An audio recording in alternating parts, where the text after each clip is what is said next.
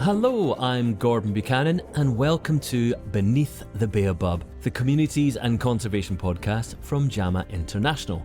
In this second series, we're exploring the real-life costs for communities living with wildlife and the innovative solutions that are being put in place to mitigate these costs. In episode 2, we visited the Gengu Conservancy in Namibia.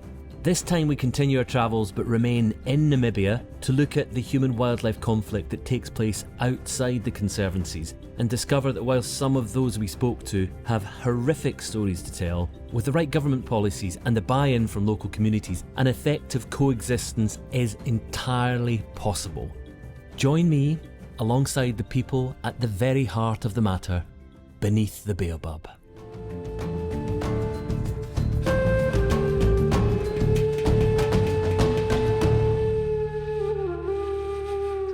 Arrived at a village in the Nakabolelwa Conservancy in the Zambezi region of Namibia.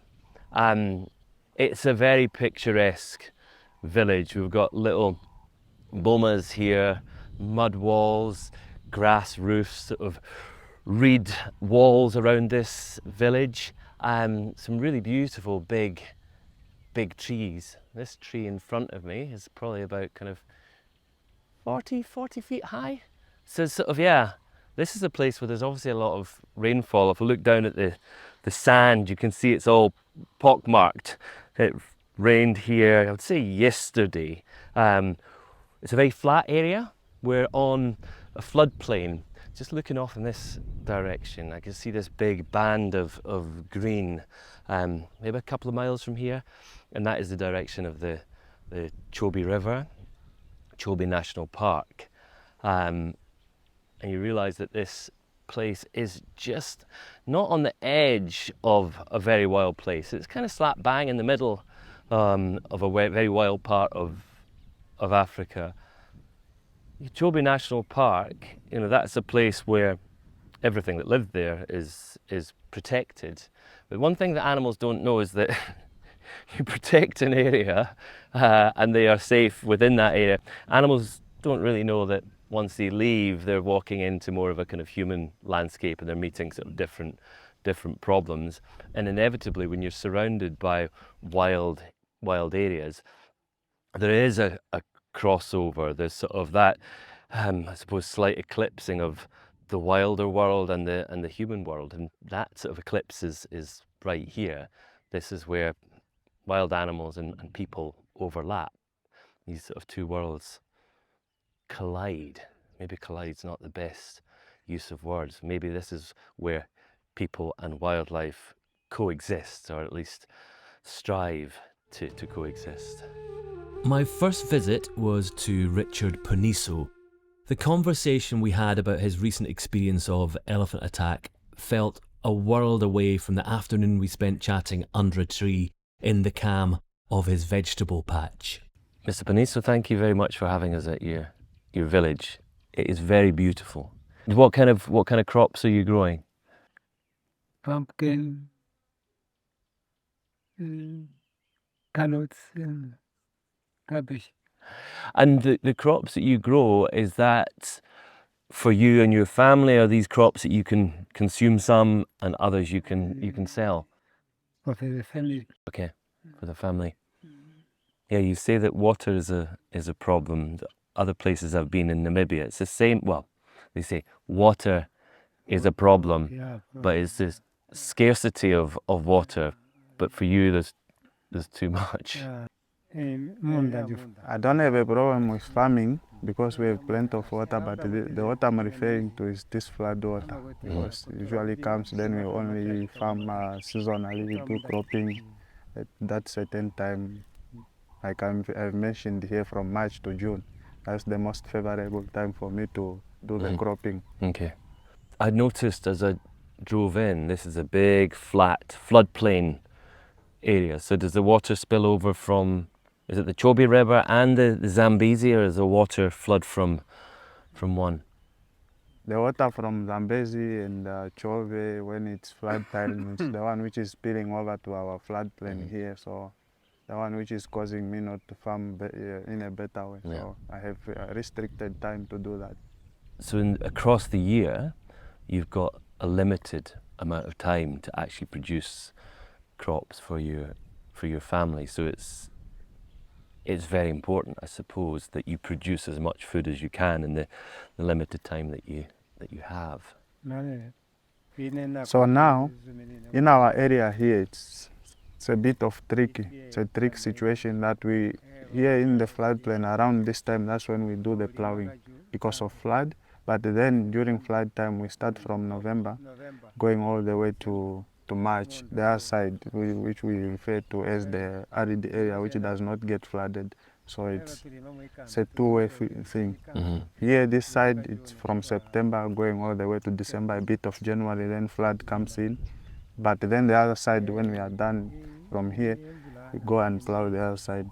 Okay. Then it's another different cycle. So you farm both on the floodplain, but also in the arid area as well, the drier places. It is so good that when flood comes, then the area gets flooded. By the time it recedes, then the area is open. Then we have good harvest. That's when we can plow. But then if it happens that the whole year there was no flood coming in, we have a problem. We can't plow now. So it only appears that during that time, our harvesting is more productive that side, the other side of the arid area. I imagine somewhere like this that there's lots of rainfall. You have the flood bringing not just water but nutrients to the soil, so the vegetation grows. Looking around, it is a very, very green area, but surely there are other creatures, wild animals that come and they do well in this area. What kind of wild animals are around this part of Namibia? I'm now surprised that, and so do other farmers like me, that we have the three species that I have listed, buffaloes and elephants. But now to our surprise, the zebra also is joining the team. So we are confused. We are now confused. We don't know where to start. But then the other two that I've just mentioned, elephant and buffaloes, are the ones that are causing human-wildlife conflict to humans, and that's our fear. And if you're living alongside buffaloes and elephants, and you're, I suppose in the case of elephants certainly, you're planting crops that they would want to come and feast on, I suppose the conflict simply comes from these animals being here, consuming crops. But what is the worst case scenario for you and farmers like you when it comes to living alongside something like elephants and buffaloes? What's the worst that can happen? It has now come to my attention that it's very difficult to put mitigation measures in place in line with the elephants, because what happens is that if I happen to project or to erect a fence around my field, these bigger animals like the elephants, they will just invade and destroy everything, then go for my crops. So that one, it's a challenge on its own. And again, this measure can only be applicable to the buffaloes. So now we have one solution that we can opt to go for, which is shooting. But then we are prevented from that, and we understand we can't do the shooting because we have to live in harmony. How often do you have these human-wildlife encounters? Is it twice a year? Is it more common than that? It was a problem which was already visible or evident to us even before conservancies were gazetted. In Nakabolelwa, it has happened before the conservancy was gazetted. So now that common trend tells us that these things are happening all the time, especially when the flood goes down. Then we have serious problems. Now the more serious one is that even when conservancies chipped in, so now we have conservancies, this problem seems to be getting worse and worse, because back in the days, since awareness was not too much on us, we were grasping here and there, but we lacked awareness. We could do it the other way around, like shooting, then at least conflict was a bit going down. But now, since we are prevented from doing that, seems like it's now approaching the day-to-day interaction. So in the past, you could, I suppose, control the numbers of animals and limit those sort of the frequency of human-wildlife conflict. Do you think there are other factors at play that are, allowing these conflict episodes to occur more frequently?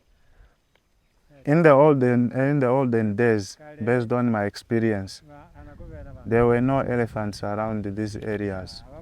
But because of shooting somewhere else, these elephants had to migrate to Botswana, because Botswana became a game reserve in 1959. So when it became a game reserve, that's when we started encountering these issues, because those elephants were moving from where there was noise of shooting, poaching and all those things to a more preserved and quiet area. So now, because of that, they are now moving, they cross from Botswana coming to these areas. So the conflict now started kicking in. But then the only solution that may be applicable to nowadays, I don't know much about the past, but to nowadays, because of conservancies, only if we could find ways to put electrified fences, that could maybe solve the problem. Because they get shocked, then it will act as a deterrent in such a way. Yes.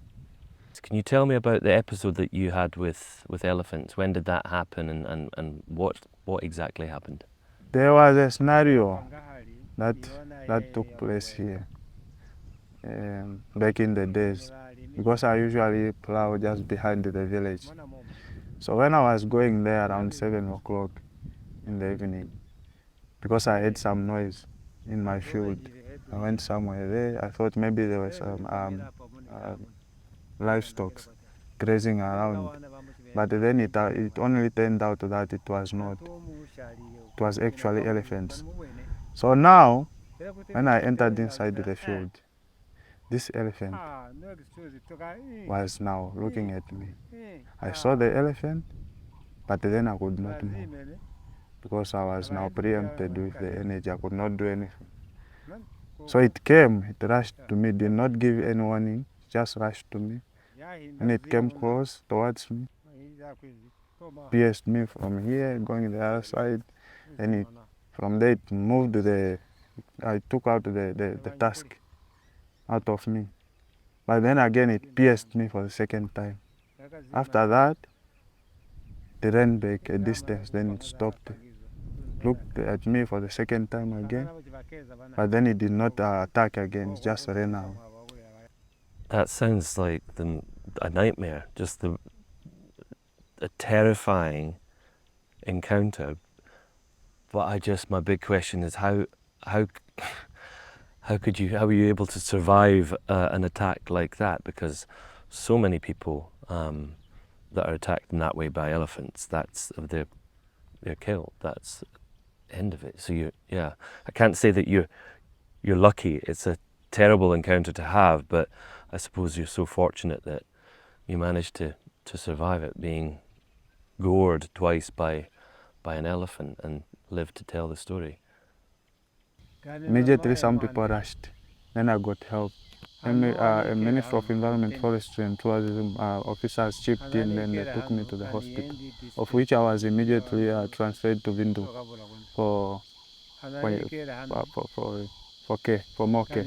So now, when I was in Vindu, I had a problem that I could now not breathe very well, because that ripping, even my heart was now visible. It was just outside everything. It was open, but by the grace of God, when that attack happened, how it happened, the tusk felt as if it was going the other direction, but in a way, then it had to come out from this side of my ribs. But then this was severe. When I reached in Windhoek, they had to take out all the meat that was damaged here, because it was now getting bad, spoiled. So I took time to recover, but then that gave me, I would say, a 50% partial disability, because I was an active man. I could do my activities, go out, cut the poles, do my plowings on my own. So for now, I'm no longer that much capable. I'm here at home. Even a snake, if it can come here, you may all finish running, but for me, I'll be just walking, trying to reach there. So yeah, that was this. That is how severe this is it on me. But even now, I still feel that I cannot breathe very well because I feel that I'm too constricted this other side. When I'm breathing, I have to take my time, push the air, my time, but then I can't do it fast. So that's the problem now. We have conservancies. Yes, we understand they do offset. As for me, I was given an offset of 10,000 Namibian dollar, which is, in a way, I understand it's an offset, but in a way, I can't help myself anymore. Like 10,000, yes, it helped in a way, but then I'm now here. I suppose for you living in this part of Namibia, throughout your whole life, you've had a relationship or thoughts and feelings about wild animals, but after an episode like this and the physical and mental trauma of that, how does that, or has that changed your feelings about elephants specifically? And the thought that this kind of thing, you know, elephants are around this area, it could happen tomorrow, it could happen next week. These are your wild neighbors. To me, it was a sad story, yes, which I was somehow given an offset, but then we still have some elephants allocated on the quota where we can do the sustainable trophy hunting, whereby we get a lot of money. Then that money, in turn, even our minister declared that from the money that was obtained, at least 50% of that, if we go to millions, 50% of that has to be distributed to members as benefits. So in a way, as much as there's conflict, there's such instances happening in the area. Some people are benefiting, though it's happening, but then the balance, the conflict is now being outweighed by the benefits that are going to members. So I personally feel, yes, it was a bad situation, a bad instance for my life, because now I even have fear to say I can't even go to my field, the same field, because I'm thinking that I might get the same elephant because it was not killed since then, and I cannot even tell that which elephant attacked me here. But then we can't kill all the elephants, so I just have to accept that fact and then move on with life. For as long as we are receiving benefits. When it comes to human-wildlife conflict, you've mentioned the fact that you have to live in harmony, you have to strive for coexistence.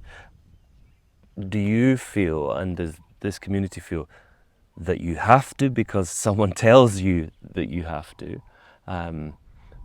If you had your own way, and if these communities had their own way, would they say, we don't have to, we'd rather some other way, we'd rather sort of do this our own way? Or has that come from within these communities? Okay, this is what we want to do. We want to live in harmony. We want to coexist with wild animals. I personally love the model of conservation, because since 2001, we are the former people that started mobilizing to communities that they should embrace this conservation model, and it will help us a lot. So from then we have been doing the boundary demarcations for Nakabolelwa Conservancy. We struggled for so many years until 2014. That's when it was officially gazetted, acknowledged by the Minister of Environment, Forestry and Tourism that it can now operate as a conservancy.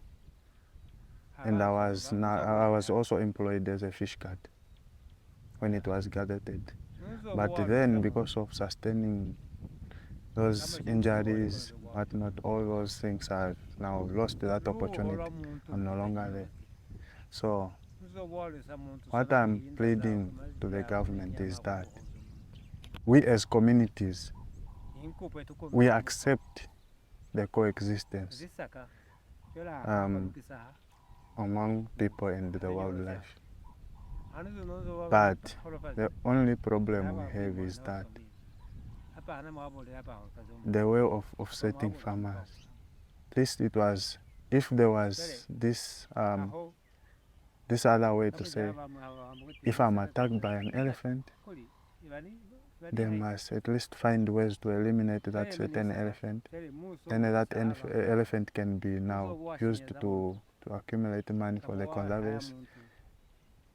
Or either way, it will help in such a way that because that elephant now might become a problem animal somewhere else, it might still harm someone, or even it will maybe in future return and come rip me off for good. So, and also the scheme for the compensation scheme, I think is so low in such a way that what if they could opt to say, since in my condition, they slaughter that elephant, then they find buyers, they take their money and give me because of my condition, then I was someone active, then I use the money to see the way forward, what my life can be after that. But then this whole issue or this whole good thing of conservation, that's in me, that's my passion. I really love conservation. For someone would say that conservation is not a good thing after that instance. But for me, I know, because even when we started, those are the things we knew we were putting in place, and it's now into us. So we are not really being told by someone, but those are the things that were put in place when we were developing a conservancy, so that members could understand the benefits, the main purpose why we should live with wildlife, because they need us and we need them. A phrase that I often use and hear is that this conservation model works. You can hear it from second or third hand, you can read it in print. So it's really inspiring to hear it directly from the horse's mouth that Mr. Poniso, despite the kind of horrific event and life-changing event that he's experienced, that he sees that, yeah, this, you know, as a system works. And there's obviously there's perils and there's problems, but yeah, it is as strange as it is to say, I feel inspired and uplifted by Mr. Poniso's attitude and that pragmatism. My conversation turned to Michael, a farmer in the community. He had yet another difficult story to tell, and his understandable anger and frustration was impossible to ignore. So Michael, you live here with your family? Yes, of course. In this area, I've sort of met people farming crops, I've met people that are fishing. What do you do? What's your job and how do you provide for your family? Yeah, with farming here in the past, we used to farm here, just on around. But now here we've stopped the plowing here. Mm-hmm. Yeah, we have shifted to other area. Yeah. Where the place is not, this wildlife is not giving a problem that side. Okay. Yeah, here because of the Chobia National Park, we have decided just want to live here. Yeah, because you can't control them. Yeah. They cross from Botswana to here, and then they disturb the fields, the crop fields. Yeah. Most especially here, we are being disturbed by these elephants, buffaloes, and then I don't know, these water bugs. Yeah. Yes. And roughly some kudos a bit. Yeah, but elephants are a great problem. Yeah. Yes. So yeah, I understand that the elephants can cause a huge amount of Sure. damage to crops, cause injuries, have killed people. So on an afternoon like today, how far do you think we are from the nearest lion? I can assure you that roughly 9 to 10 kilometers. Okay. Even if we drive now, you cannot spot them, but you just try to take the cattle, leave them there, and then watch. You will see a lion coming out from the thick bush, just attacking the cattle during daytime like this. Yeah. Even if we go there now, Really? you can experience that. You believe it that it's true. The lions are giving a big problem. So what can you do in a situation like that to protect you? How many cattle do you have? Yeah, close to 80. 80. 80. Yeah. I mean, if you get 80 cattle and you lose, how many might you lose in a year to lions? Completely, I can talk of 5, 4 somewhere there. Yeah. Yeah, lucky enough, the Salambala Conservancy, they decided just to build strong kraals for we farmers who are just along the Chove National Park here, along the Chove National Park. So that during the night, our cattle cannot be attacked by the lions. Okay. It's hard to go, to penetrate into the kraal. Yeah, but the only problem now, they have to wait for the cattle just somewhere there in the bush. Yeah, during daytime, they are being attacked that side. Now, it's hard enough to control them. Yeah. Yes. Yeah, because I suppose when they're in the kraal, they could protect them, but the cattle have to feed, and I suppose you're taking them out into the bush, and then that's another opportunity for. Yeah, but that's a big loss. So you have 80 cattle, and you're losing 5 per year. So 5% of your income. It's a problem. Yeah. We have got a very big worry. Completely, that's why we are busy talking to. We need to communicate with the conservancies where we are located, but only to find that you have to take it to the minister in Windhoek. The minister will just decide, will talk there with, and then you see, you wait for the answer, whether the minister will just approve it, that problem animal need to be shot or to be transferred somewhere where it cannot give problem to the cattle. I think in these... that solution is not enough because it's not only one lion.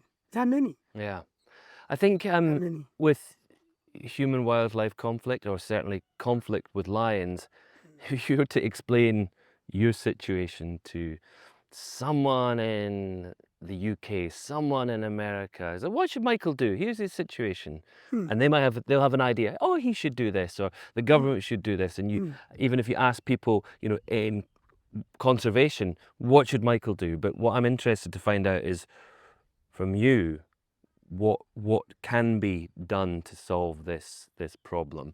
To keep your cattle safe, to keep the herders and keep your family safe.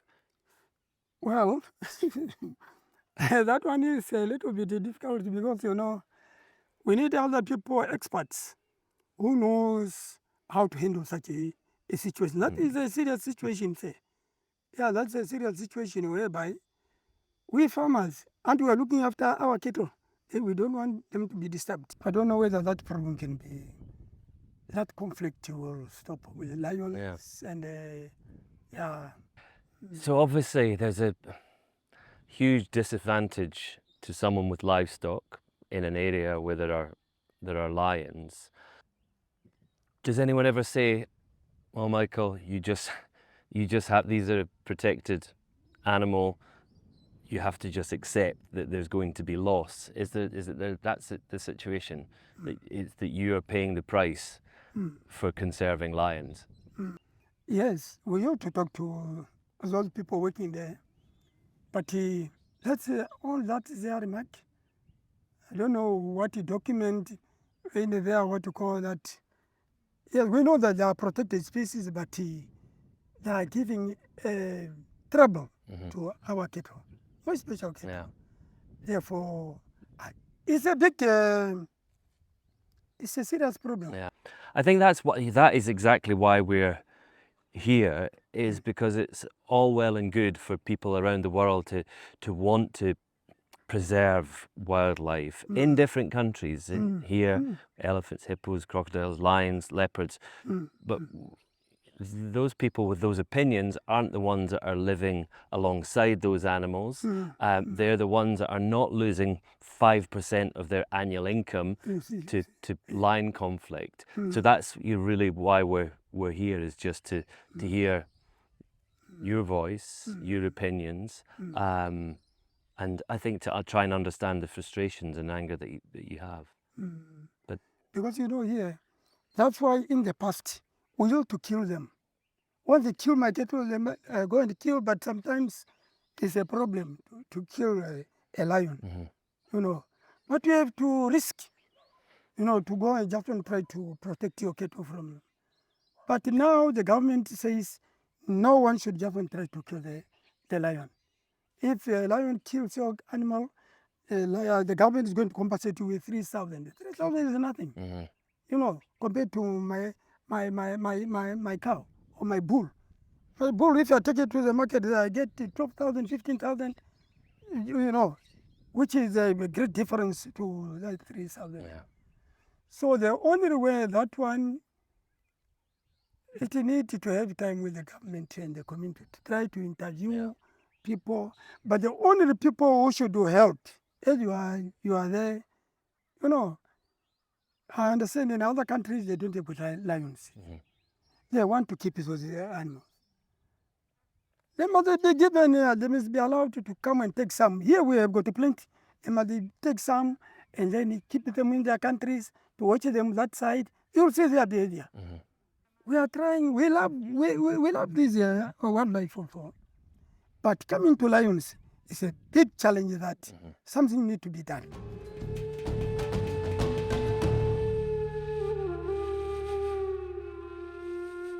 I suppose if Michael has a message, it is a message of anger and frustration. His livestock is taken frequently. He has taken this sort of huge financial hit. He's done everything that he can do to try and keep his cattle safe, yet they still continue to be taken. The offset scheme, the payments for cattle lost in human-wildlife conflicts, Michael doesn't feel that is enough. Okay, my name is Dominic Muemma. I'm the operations manager for IRDNC in the Zambezi region, in the northeast of Namibia. IRDNC exists to facilitate and empower local communities to manage their natural resources. It's a foundation for rural economy, biodiversity conservation, and also for strong governance institutions. So we support these communities in communal areas to form conservancies.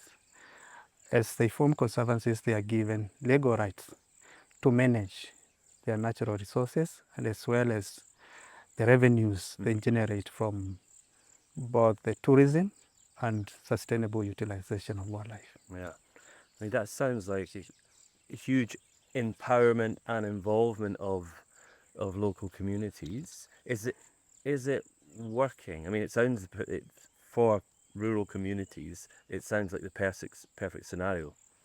No, it's good. It's in the legislation in Namibia, and we have a CBN policy supported by government, and it empowers the local communities those who are living with the wildlife.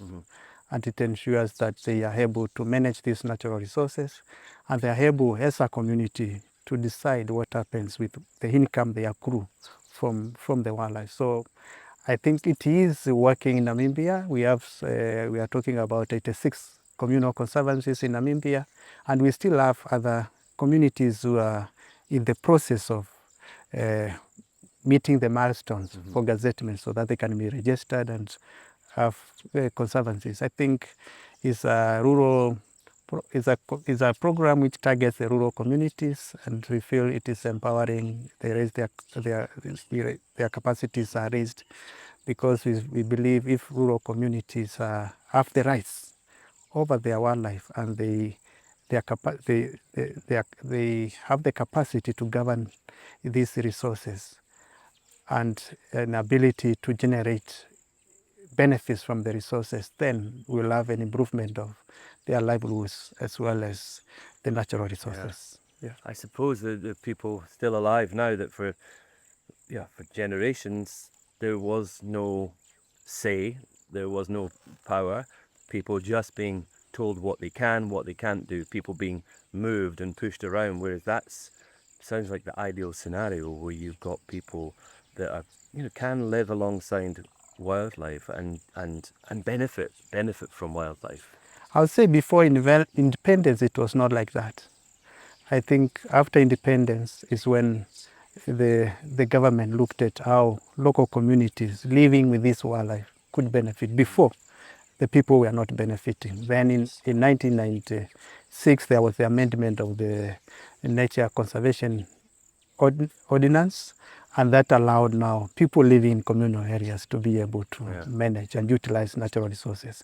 And then we had the CBNR policy, which came in place in 1998, and that now empowered. We had the first conservancy, the first conservancies gazetted, like Salambala Conservancy, where we are here now. It was gazetted in 1998, and it's from there. Then now we have up to 86 conservancies, so communities can see what is happening in the gazetted conservancies.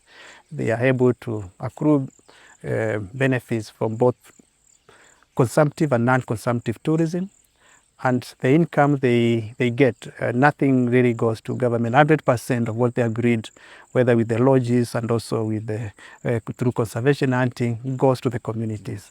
And during the annual general meeting, they decide what really happens to what they have accrued. Yeah, I don't want to use the word perfect because very few things are perfect. There's complexities and nuances in different areas, but this system seems like a near perfect solution to communities, for communities living alongside wildlife.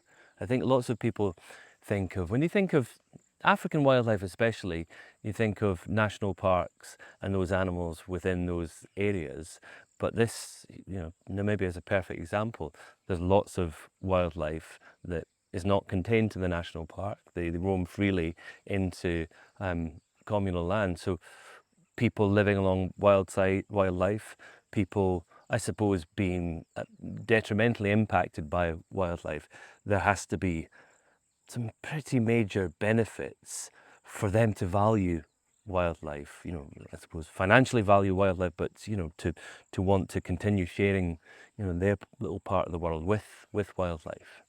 You are really correct, because I think almost 70% of the wildlife lives outside the protected areas, and it lives amongst the local communities. And in Namibia, where we have these conservancies, having a conservancy does not change the traditional livelihoods of the local communities. The local communities still continue to undertake their normal activities traditionally. If they are fishermen, they still continue to fish. If you are a crop farmer, you continue to farm. If you are a livestock farmer, you continue to keeping your livestock. And we continue with all our activities. And having a conservancy and then having wildlife, it means these interactions. Sometimes we have what we call human-wildlife conflict or human-wildlife coexistence. And some of the instances sometimes are not that good to the individual farmers, because we have crops being damaged by either elephants, by hippopotamus, by buffaloes. We also have livestock being killed by crocodiles. We have also livestock killed by lions. We also have damage to people's properties, maybe granaries. Also, people are injured by this wildlife. Also, sometimes it leads to death. Some people are killed by the wildlife. So it is a system whereby the government of Namibia realized, yes, the people live and they also interact with this wildlife, and they also take care of this wildlife. And as they take care of wildlife, how can they also benefit from this wildlife? And that's why the government of Namibia allowed for these conservancies to be formed, especially for communities near national parks. We do have a relationship between communities outside the national parks through one of the policies we call the Parks and Neighbors policy, whereby they are able to have even concessions inside the park, where there could be a tourism activity. They get what we call the head concession from the Ministry of Environment and Tourism, and then they are able to engage maybe the private sector to have an operator's contract, and the income now from the operations of those lodges or campsites in the park, they also benefit the communities of the park. That is in addition to the joint venture lodges within the conservancy areas, and also the conservation hunting, which happens also within the conservancy areas. I mean, as a system, it sounds like it runs incredibly well, but with, I suppose, human-wildlife conflict, that is it's a challenge for communities.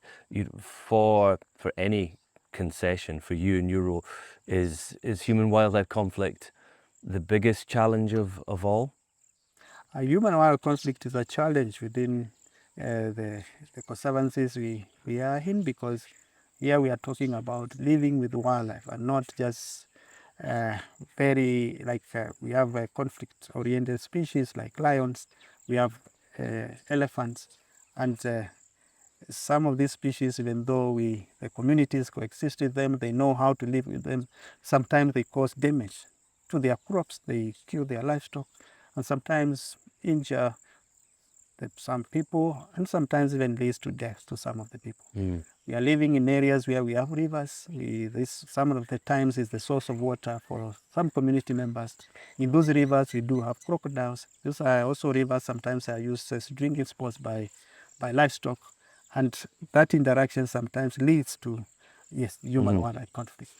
I mean, it was interesting today speaking to Michael. So across, he says, sort of loses maybe 5 of his cattle across the year. It's a sort of significant amount of money. He obviously mentioned that the offset amount doesn't cover the value of that loss, and no one can argue with his frustration and his anger. But listening to someone like Michael, what is sort of, because he's thinking, what is the solution? You know, what would you say to Michael to address the anger and frustration that he has, and the lack of solutions? He didn't have he thought, what can we do? Yeah, it's tough for our farmers, but we try to encourage them as we live, and we try to work hard to address those challenges, because in the environment where we are living in, we have parks across, and then we have communities, we have wildlife near and living in the communities, and we engage, and we also have opportunities whereby we can also engage these farmers also to go and see other areas what people are doing with the wildlife. Like here we have across this being in Salambala Conservancy, we have Chove Enclave in Botswana side, a community trust, and the communities here engage. We have a transboundary forum which also they engage with each other, they learn from each other. In case there are even those mitigation measures in Botswana whereby we can take our communities to learn from, they can also come and learn from us, and then we are able to share ideas on how to address these challenges. Recently we also had communities from Namibia going to Tanzania to engage with Aniguide. We also had Aniguide come in, and this cross learning among us communities which are living near national parks in different countries facing the same challenges, we see it as an opportunity for some of our farmers to go and be able to learn. Maybe like in Tanzania with the Aniguide, they have a human-wildlife conflict toolkit, which we felt was something which we learned a lot from that toolkit, and we plan to continue this engagement and see how best we can still engage. Maybe they come and train some of our community members, our game guards, and also we go and engage and learn with them. So there's always, this is not, even though we are in Namibia and the activities we are doing here, we are not living in isolation. We also understand similar things are also happening in other areas, and we are looking forward to learn and share. We go and adopt, we come and maybe adapt whatever we have learned, and then it suits our situation, and we are able now to address the challenges of living with wildlife. The same, we can also share the CBNRM in Namibia to other people, how we undertake it and how the government of Namibia has been able to support us to establish this wonderful community-based organization, which we feel they are empowering, involving people, and people are participating. Though with the challenges of human-wildlife conflict, and that's why we want to engage others to ensure that where we have these challenges, what are others doing? Are we able to learn something and be able to address this problem?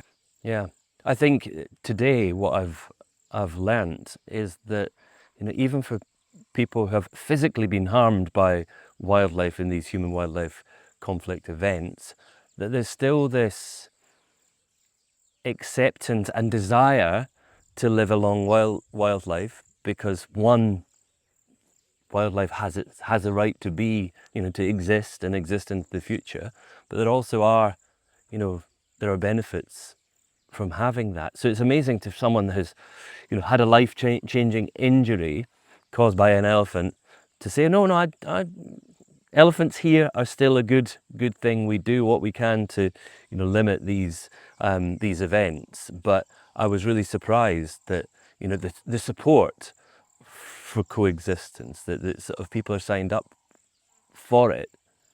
Yeah, I think majority of the people are not necessarily motivated by the benefits, let's say the monetary benefit from the wildlife.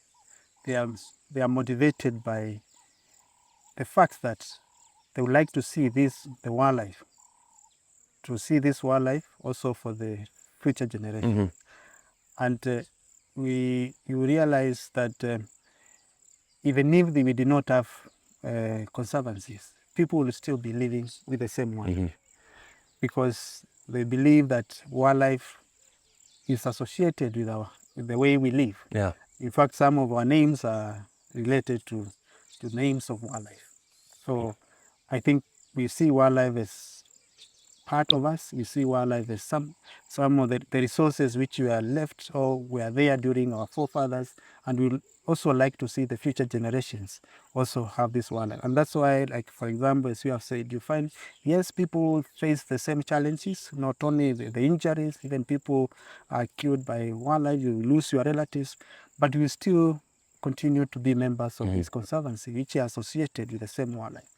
So I think, yeah, people generally like wildlife, and that's why we have coexisted with wildlife for a very long time. And now with the conservancies, it is something now which is somehow in a way also tries to ensure that as communities we are able to continue to coexist, because we are now seeing some opportunities, whether it's employment opportunities in the conservancies, in the lodges, in the companies which are really working on wildlife. So we see them as also as an opportunity whereby people can also accrue some benefits. It also brings the much needed income, maybe to improve the economy around our communities. And as well, we use the same money to do those social projects which you have mentioned, like water. We are able to have some electricity.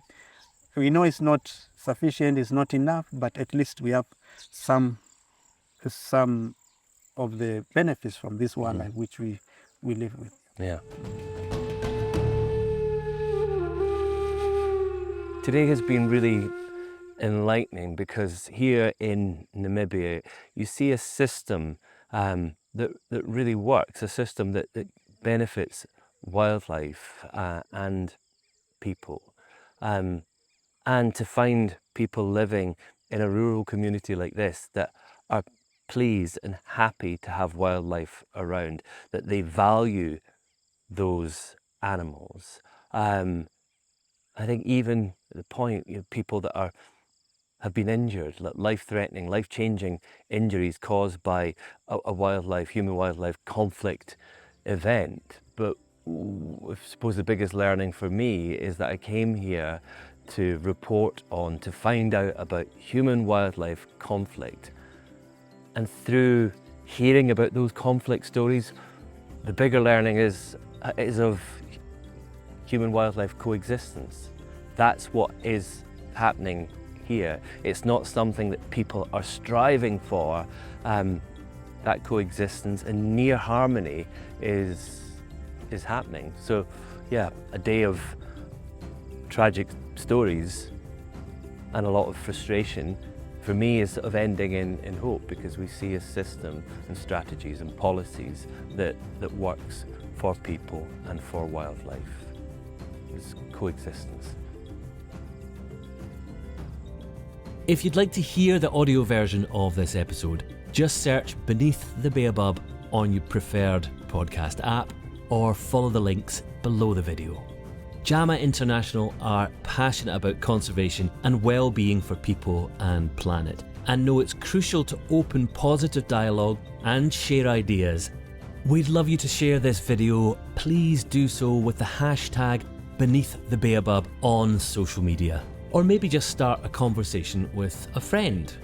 Next time in Beneath the Baobab, we travel over the border to Botswana and we find out how the role of organisations and the implementation of innovative methods can aid the coexistence of people and animals. I'm Gordon Buchanan. Thanks for watching.